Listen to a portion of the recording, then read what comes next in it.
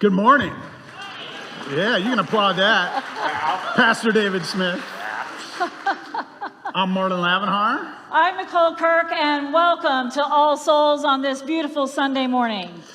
Now, if you're a first-time guest or a visitor to All Souls, we have our ushers are coming down the aisle with a special gift for you. I see Walter's making his way, so if you'll just raise your hand a little bit, he will find you and give you a gift. And after the service out in the Sonnen Library, just here to the left, you can, there will be somebody there to greet you and tell you a little bit more about All Souls. We're so glad that you decided to join us. It's great to have you with us. We've been having many, many visitors throughout the summer, and it's been really exciting. I think we've had average of about 20. If you keep your hand up so Walter could see you, he'd love to give you that gift on our behalf, and welcome to All Souls. And welcome to our online viewers and everywhere members joining us from around the world. If you're on Facebook or Zoom, drop your joys and concerns and your prayer requests in the chat so that in a moment when we light candles, we can hold space for you here in this sanctuary. And now I invite you to rise as you are able for our invocation and covenant. This indeed is a day that God has made. Let us then rejoice and be glad in it. And let us count our many blessings. Let us be grateful for the capacity to see, hear, feel, and understand. And let us be grateful for the incredible gift of life.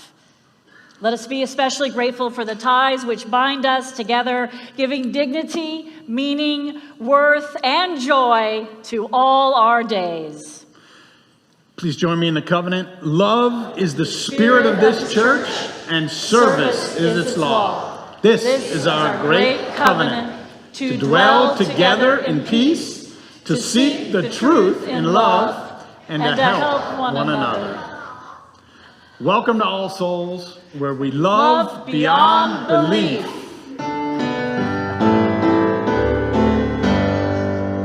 From all that dwell below the skies, let faith and hope with love, let beauty, truth, and good be sung through every land by every tongue.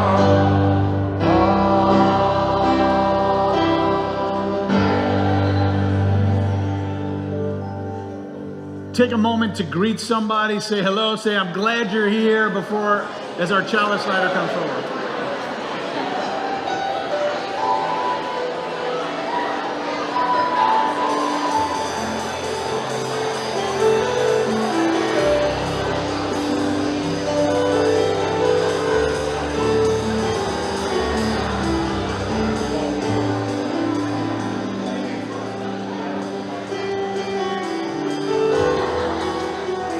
Let us keep that energy going. As we keep that energy going, let's take it out into Emerson Hall, coffee hour. It's my great delight this morning to welcome Julie Skye. But before that, I want to say a few words about our chalice. The flaming chalice is a symbol of freedom and the quest for truth. It belongs to the early half of the 20th century, and it became a symbol used by Unitarian Universalist churches worldwide. The bowl is a symbol of our community. So today our chalice lighter is Julie Skye, a member of our Green Team, former member of our All Souls investment team, and the Unitarian Universalist Association Socially Responsible Investment Committee. Julie has a long history of working for justice in Tulsa, especially around reparations. We light this flame to remind us that we belong to one human family, bound not by creed, but our shared yearning for love, for justice, for connection.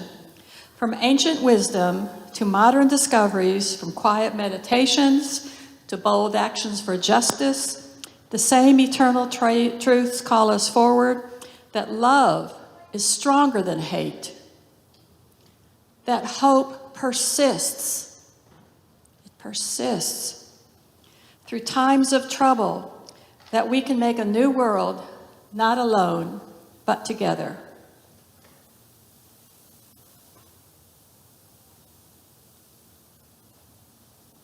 Who? There.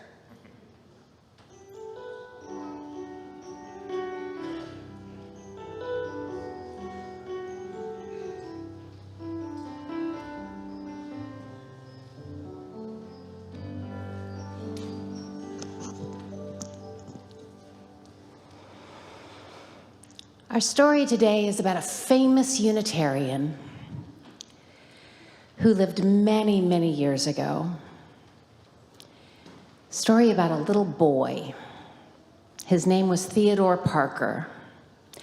And when he was about 4 years old, he found himself alone at the edge of a pond, as he tells it. He wasn't scared to be alone at such an early age because back then it was common for small children to play by themselves. There Theodore stood looking at the pond. He'd picked up a stick while walking there and he held it in his hand. And he spied a tiny turtle perched on a rock, sunning itself just a few feet away. And Theodore remembered times when he had watched older children throw stones at birds and try to hit squirrels with sticks for fun. And Theodore raised his stick to strike the turtle,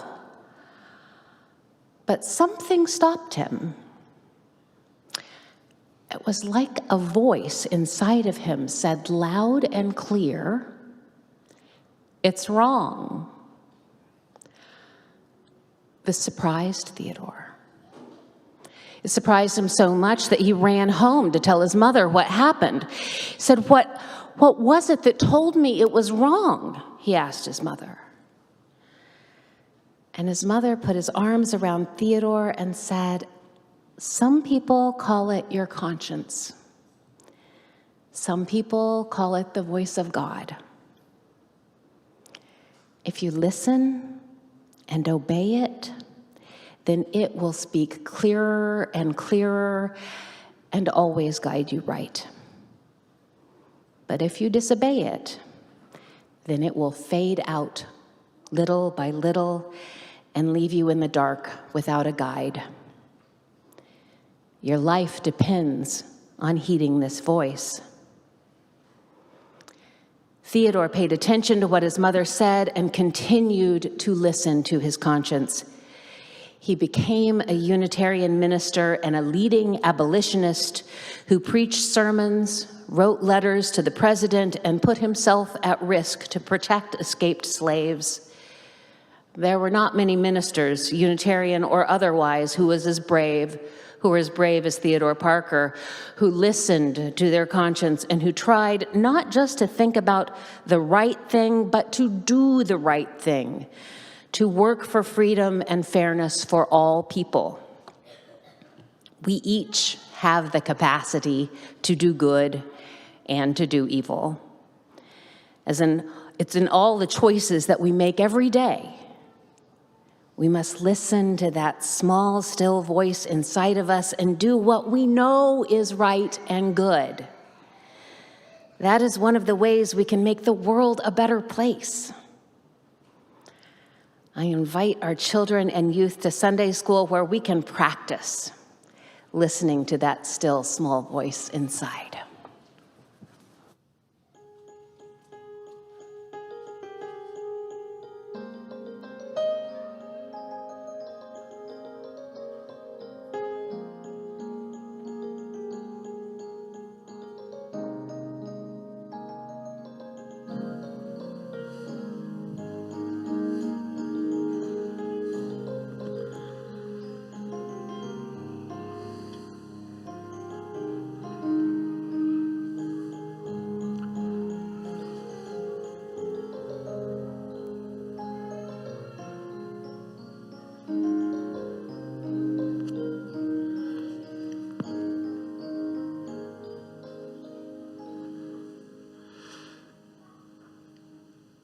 I've just been up here finishing my message. It's real fresh, real fresh this morning. Hot off the press. Hot off the press, right. I wanted to, before that, I wanted to share a reading with you from a Unitarian minister from the past.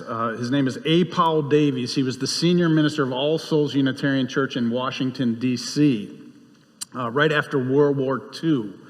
And he was a powerful speaker. I never got to hear him speak, but also a writer. And he started 13 churches in the Washington, D.C. area, some of which are still some of our largest churches. And he did that back then he would speak his sermons over the phone. And in these churches that were starting up, they would put the phone to the microphone to hear his message. But that's how compelling a speaker he was. And in one of his sermons, he said, "Do you belong to a religion that says that humankind is not divided except by ignorance and prejudice and hate? A religion that sees humankind as naturally one and waiting to be spiritually united? A religion that proclaims an end to all exclusions and declares a brotherhood and sisterhood unbounded? The religion that knows that we shall never find the fullness of the wonder and the glory of life until we're ready to share it. That we shall never have hearts big enough for the love of God until we have made them big enough for the worldwide love of one another. As you have listened to me, have you thought perchance that this is your religion? If so, do not congratulate yourself. Stop long enough to recollect the miseries of the world in which we live, the fearful cruelties, the enmities, the hate, the bitter prejudices and divisions, the need of such a world for such a faith. And if you can still say that this of which I have spoken is your faith, then ask yourself this question: what are you doing with it?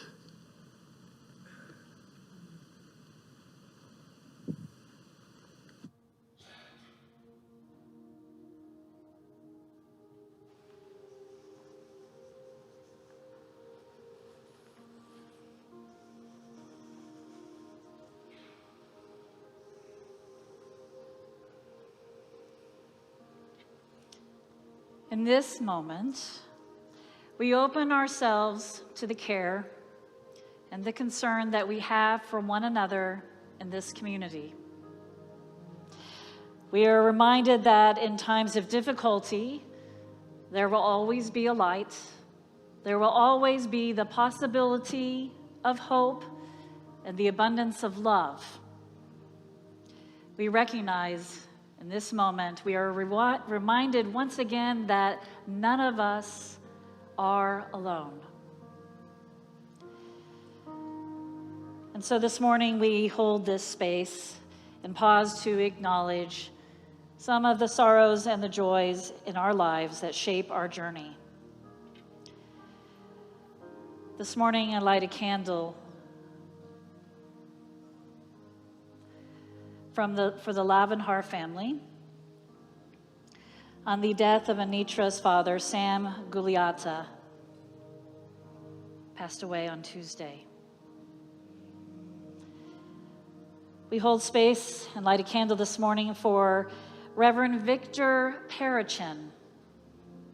His family, his friends, we hold in our hearts. Victor was a sometimes preacher here at All Souls, a dear friend to many, an author, and an All Souls member.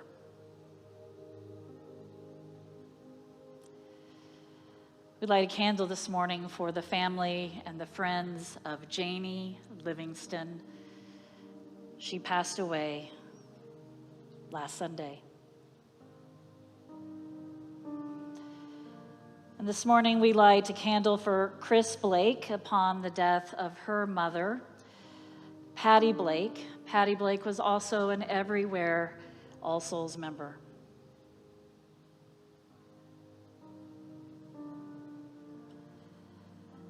This morning we light a candle for those in our community recovering from illness, from surgeries, who are in hospital or at home, facing new and continued health challenges.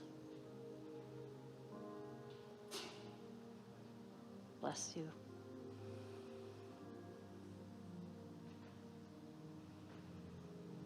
I now invite you to name someone aloud you wish to include in this sacred moment.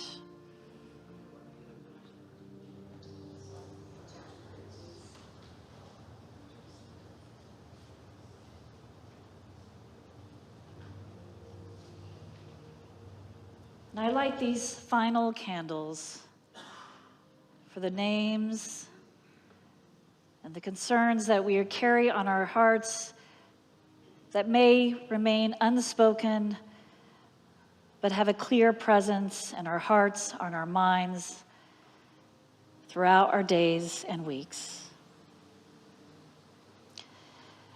If you are in the first year of the loss of a loved one, or if this Sunday is the closest to the anniversary of the death of someone you love, we invite you to stand now in memory and mourning until the spoken prayer begins.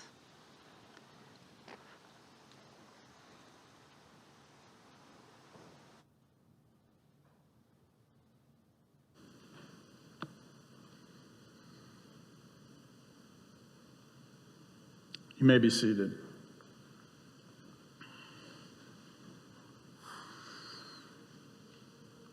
Well, something is happening here. I could feel it in the air. I imagine you can too. Let us join in a moment of meditation and prayer and reflection together.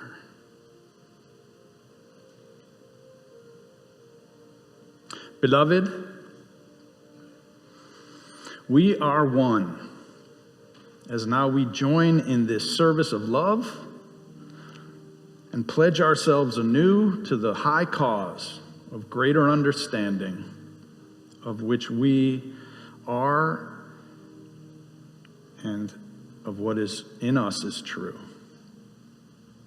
We are one in living for each other to show the world a new community. Beloved, we are one in building for tomorrow a brighter world than we have known today. We are one in searching for that meaning which binds our hearts and points us on our way. So as one, we pledge ourselves in service with love and justice. May it set us free. Amen.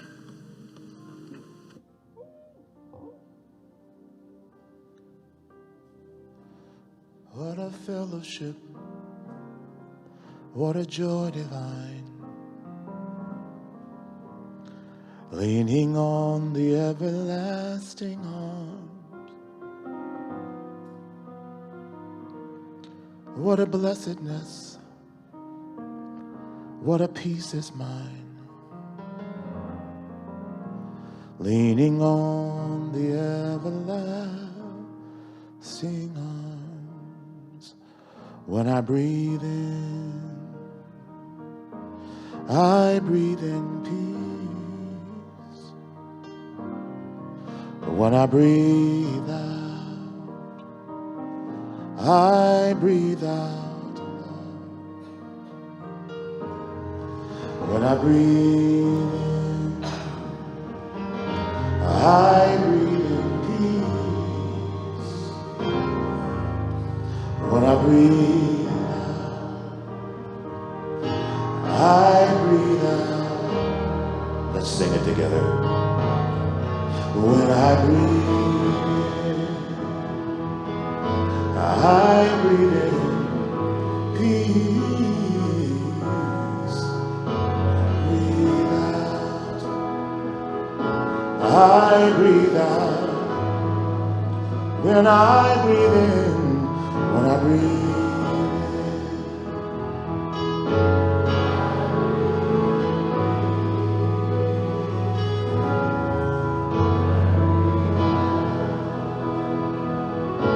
I breathe out. I breathe in, when I breathe, oh, I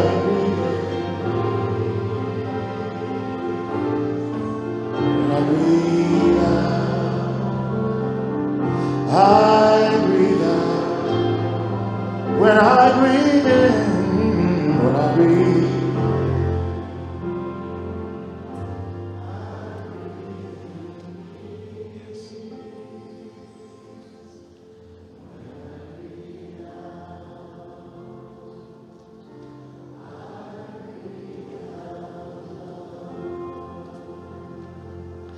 Would you turn to someone near you and tell them, I wish you joy and peace? Would you tell them?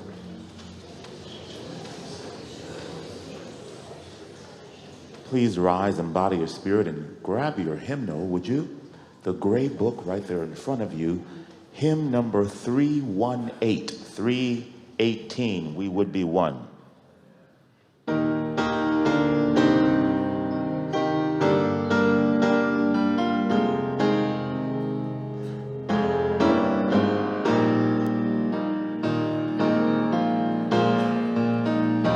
Let's sing together. We would be one, as now we join in singing, to pledge ourselves anew to that high cause of greater understanding of who we are in what in us is true. We would be one in living for each other. A new community. We would be one in building for tomorrow. A nobler world than we would be one in searching for that meaning which is our heart and points us on our way.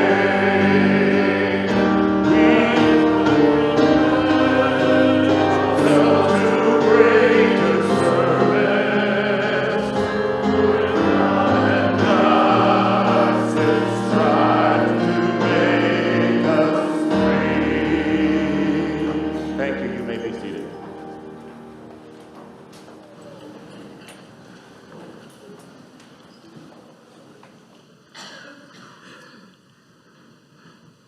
So I have a question for you. I mean, my message, the title is a question. What is a Unitarian? But I have a question for you this morning. What did the Unitarian say to the hot dog vendor? Make me one with everything.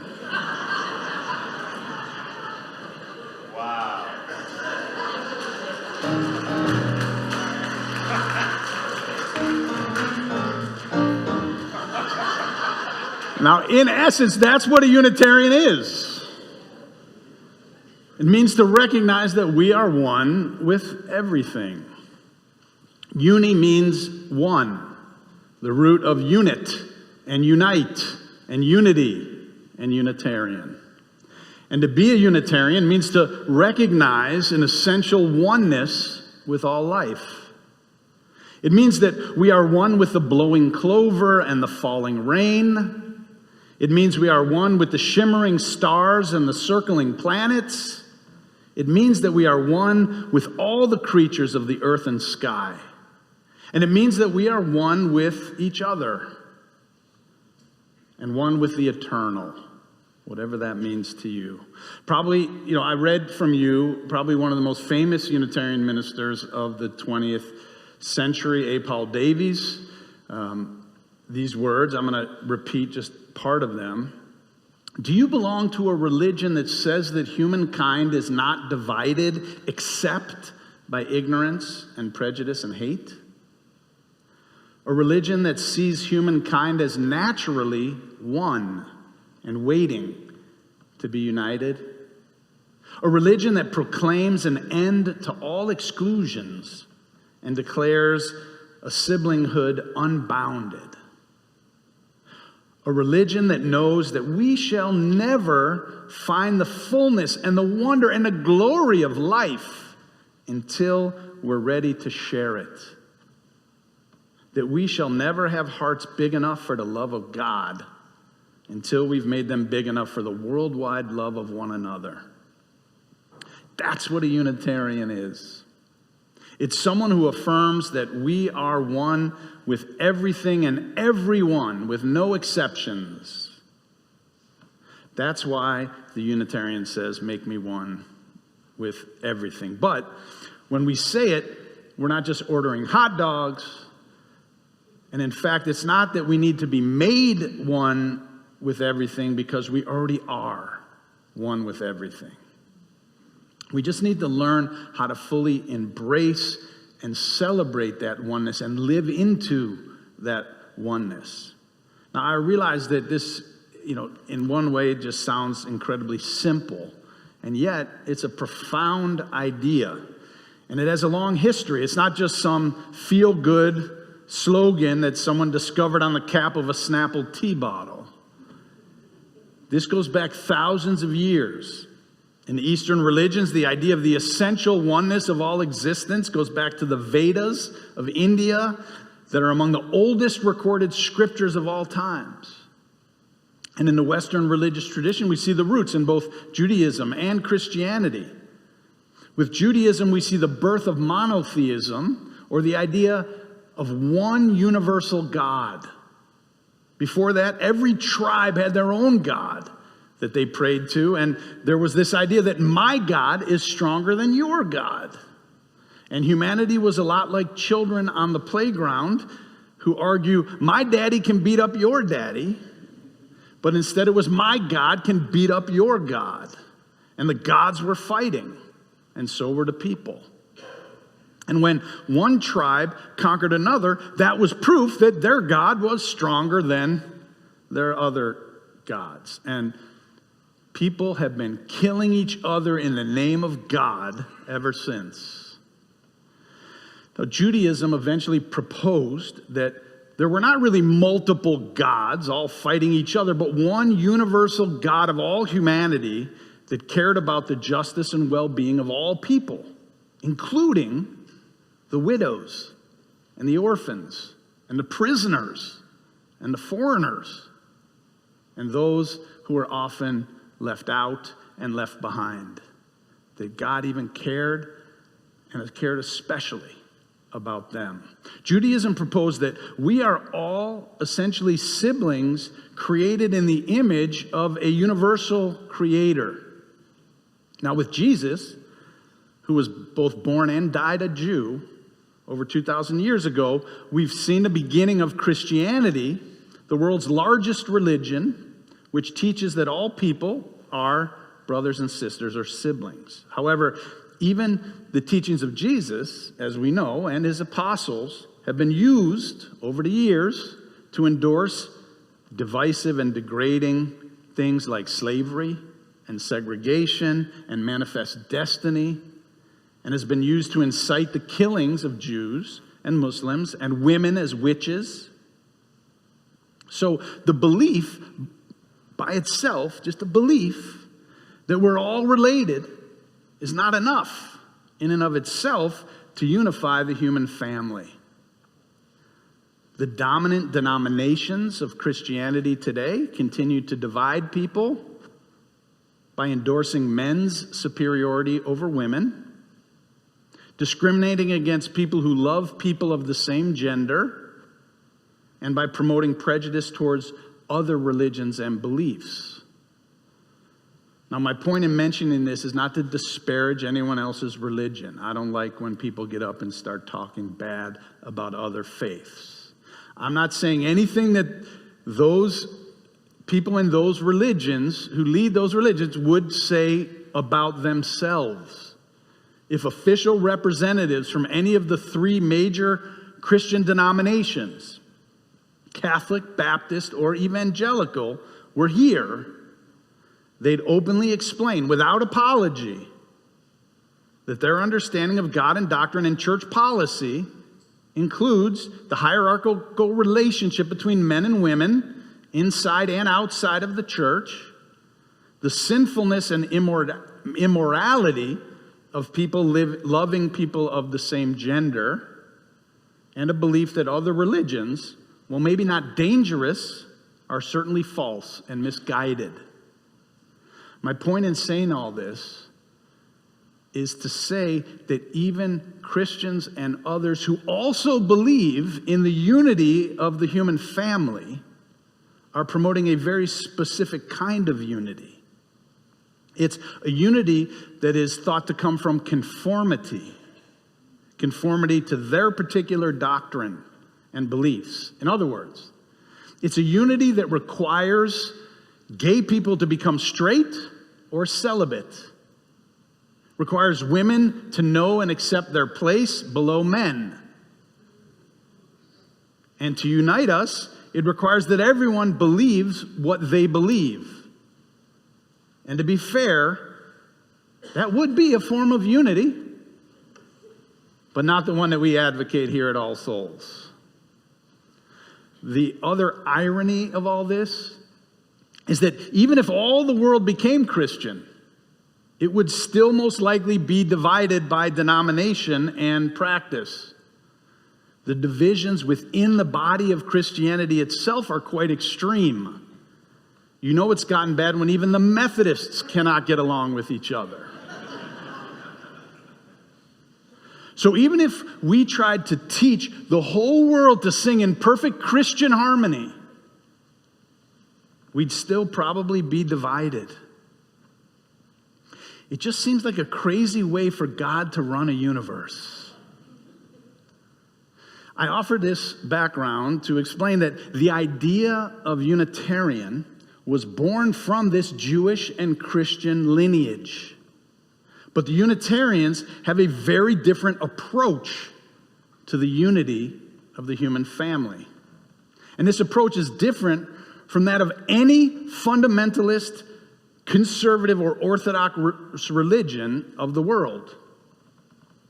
Fundamentalists of every faith, Muslims, Hindus, Jews, whoever, believe that their religion is the one and only correct religion. And that ultimately and ideally, everyone should come to know that truth as they know it. Now, underneath this belief is a common understanding that the human family is one. But for fundamentalist religious people, unity comes from uniformity to their particular beliefs and practices. Now, Unitarians, on the other hand, I'm just trying to make a distinction, believe that the human family is one, but that our unity will not come from uniformity, but from learning to understand and appreciate each other's blessed diversity. Unitarians say that the only way that we will ever have a world of peace and harmony is through building bridges of understanding and appreciation of our many differences. It's not about teaching the whole world to sing the same song, but learning to appreciate each other's songs that will bring harmony to humanity. And this approach runs counter to the idea that it's through one doctrine that the world will someday be blessed.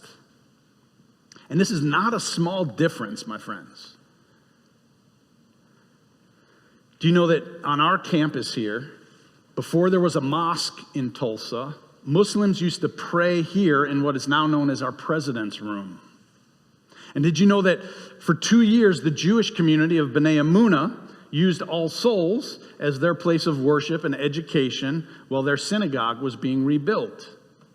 And did you know that the Tibetan Buddhist group, known as Bodhicharya, Oklahoma, held their services in this church for 2 years? And so here at All Souls, we have an intimate relationship with people of other faiths. And the point is that we do not think that they need to forsake their faith and their traditions in order for the human family to live as one in peace. We like them just the way they are. We dare to presume that people the world over will never all pray alike, or love alike, or vote alike, or think alike, or believe alike. And so this tradition is focused on building unity without uniformity, and determined to demonstrate that diversity does not have to mean divisiveness. We say diversity is to be cherished and celebrated. Now, I purposely did not make this a message, a long history of Unitarianism in Europe and America. You can come to our foundations classes in September if you're interested in learning all about that history. It's pretty amazing. But today's message is not meant to be about what others did in the past. It's about what we're called to do now, in our time. It's not titled "What Was a Unitarian?" That would be a historical sermon. It's purposely titled "What is a Unitarian?" So I go back to the statement that the human family is one and is only divided by prejudice and ignorance and hate and greed. Now, being part of All Souls is not just an exercise in developing elaborate theories and theologies about human togetherness and the nature of God or creation. No, we are each being asked, how are you breaking down the walls of ignorance, prejudice, hate, and greed that divide and demean and destroy the human family? How are you in your life today, this month, this year, building bridges? This is a serious question about walking our talk. And we're not being asked to figure out how the Ukrainians and the Russians are going to get along. We're not being asked about how the Israelis and the Palestinians can get along. You and I are being asked something much more direct and impactful. We're being asked continually to work, to learn, to get along with someone and someones who may look different, live different, think different, vote different, pray different, or even speak differently from us. That's not theoretical. That's real. And it scares a lot of people who would rather remain comfortably numb in the bubble of their own idiosyncratic perception of reality. But to be a Unitarian, and especially to be a member of All Souls in Tulsa, is to say, I don't want to die having lived my life in a bubble.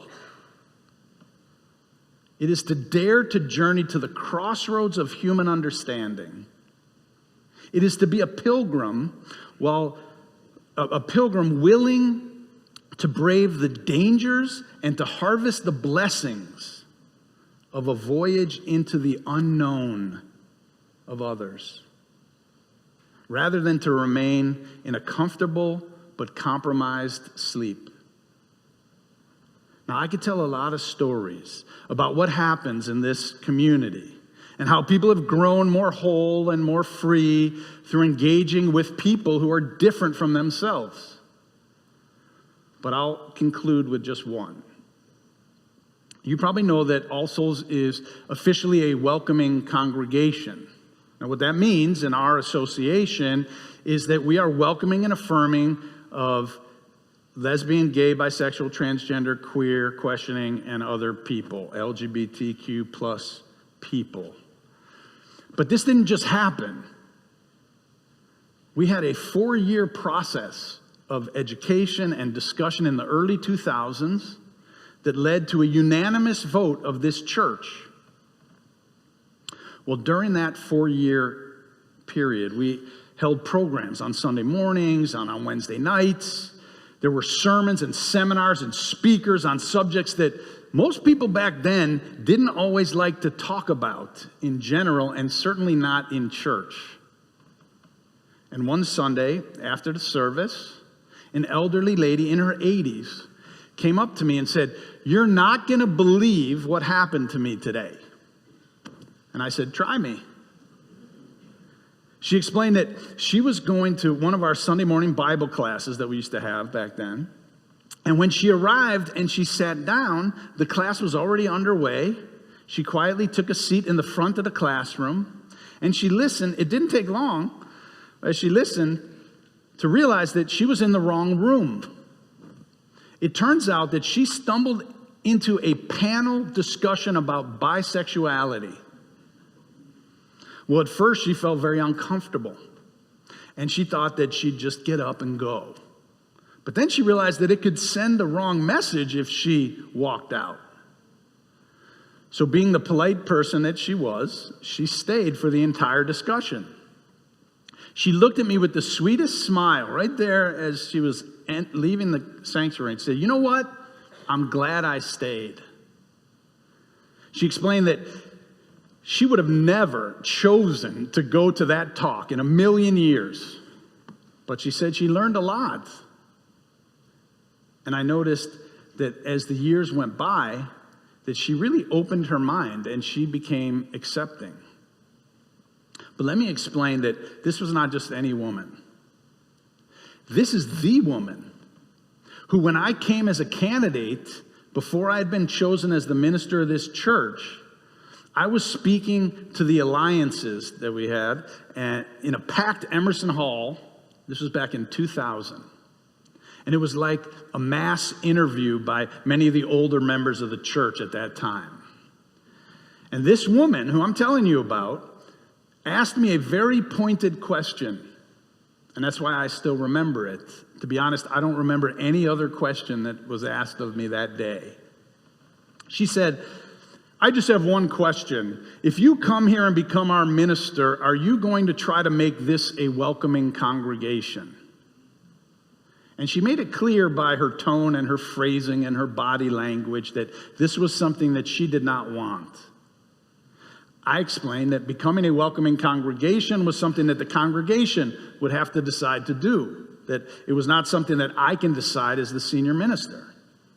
However, I said, regardless of whether the congregation decides to go through the formal process of welcoming or not, it was very important to me that whatever church I serve is welcoming to all people, including LGBTQ plus people. We didn't used to say Q plus back then, but I added that for today. Now that seemed to satisfy the audience that I was speaking to, because I'm still here 25 years later. But it was this truly kind, wonderful, elderly woman who 3 years later wandered into the wrong classroom on a Sunday morning and came out transformed. Now, it's always been my policy to ask permission if I'm going to tell somebody's story before the congregation. You don't have to worry. I'm not going to come out and I'm looking at Patricia. I'm not going to tell any story about you or, John. But in this case, this dear woman has since died, so I didn't get to ask her permission. But before her life was over, a little hole in her heart. This is why I want to share it and why I think it's so important. A little hole in her heart that allowed the cold winds of prejudice to blow through it was removed or restored. And somehow I imagine that this is how our world and our lives will be redeemed, one heart at a time, as we come to cherish one another through our differences. To our visitors who are here today, welcome to All Souls, a community that tries to embody and to celebrate the world as we hope it will one day become outside of these walls. A world where we are all different and still one with everything and with each other. So I ask you, As you have listened to me, have you thought perchance that this is your religion? If so, do not congratulate yourself. Stop long enough to recollect the need of such a world for such a faith. And if you can still say that this of which I have spoken is your faith, then I ask you this question: what are you doing with it? I love you. Amen.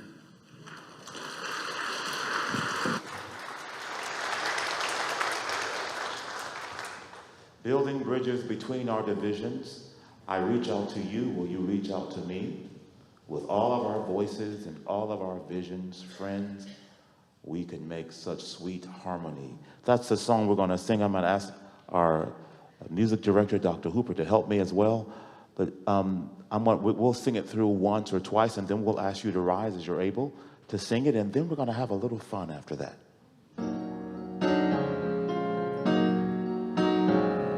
The words are on the screen, so you can get familiar with them. Sing as you're able. Building bridges between our divisions, I reach out to you, will you reach out to me?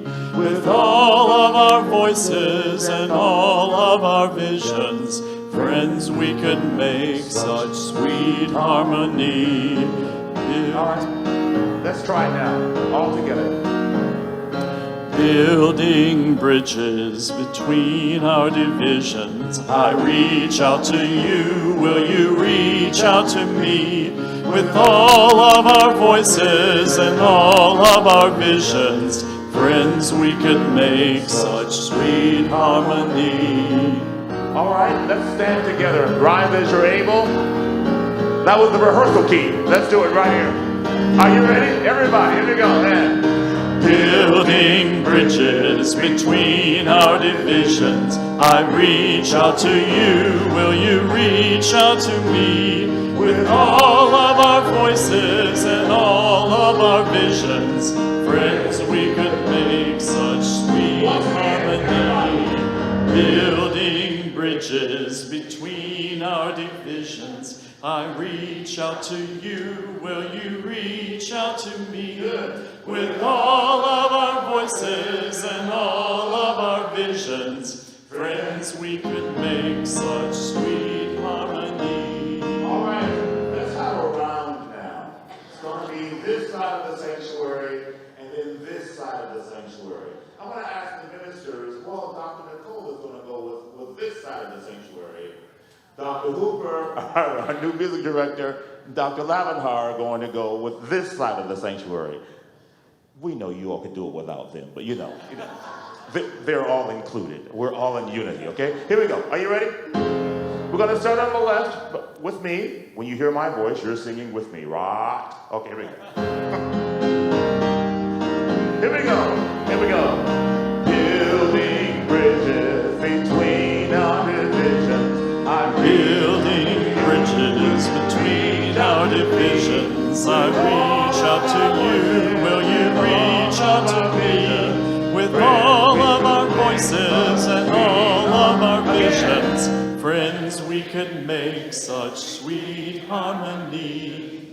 Building bridges between our divisions, I reach out to you, will you reach out to me? With all of our voices and all of our visions, friends, we can make such sweet harmony. Building bridges between our divisions, I reach out to you, will you reach out to me?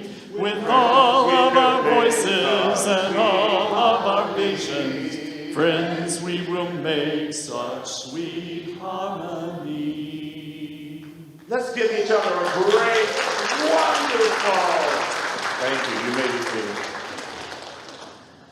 Oh, sweet harmonies. And you know, I thought I had heard all the jokes about Unitarian Universalists, and that actually was a new one for me. So that laughter was very genuine this morning. Oh my goodness. Well, there has been so much talk about immigration in the news, which raises questions: what's happening with immigration here in our city?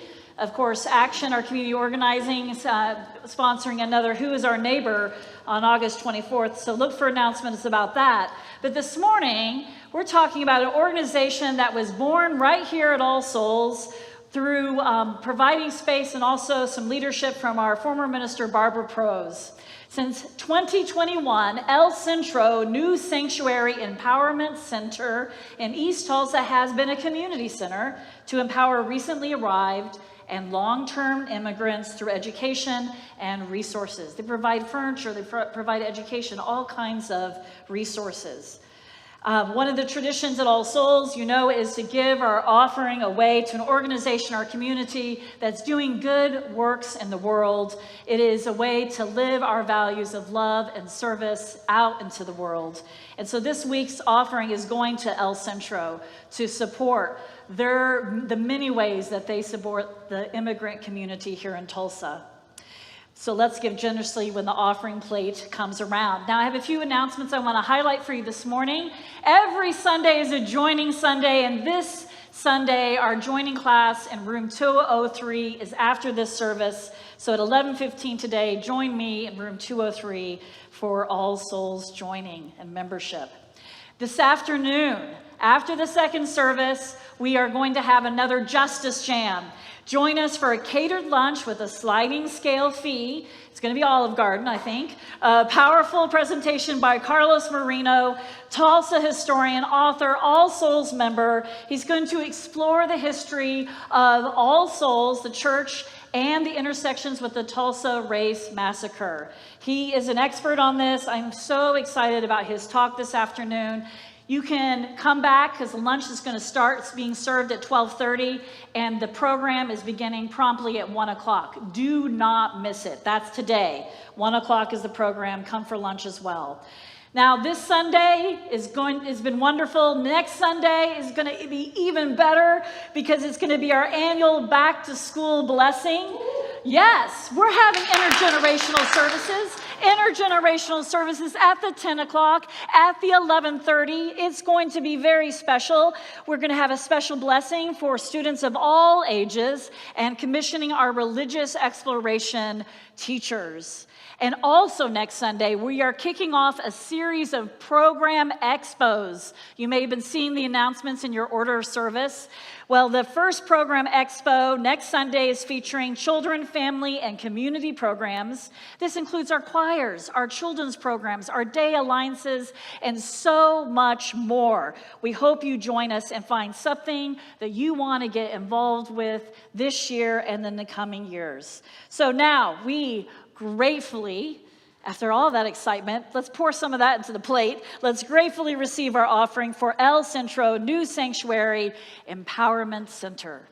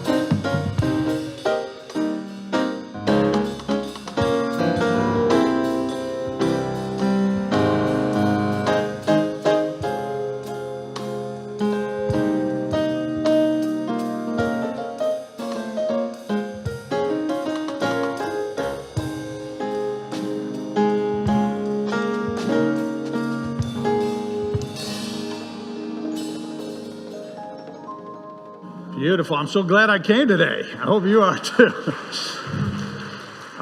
Speaking of that, I looked up and I remembered that we have Pauline Farmer who's here. She was the first Everywhere member we had like 10 years ago. And she's here. She's in town from Virginia, right? Maryland.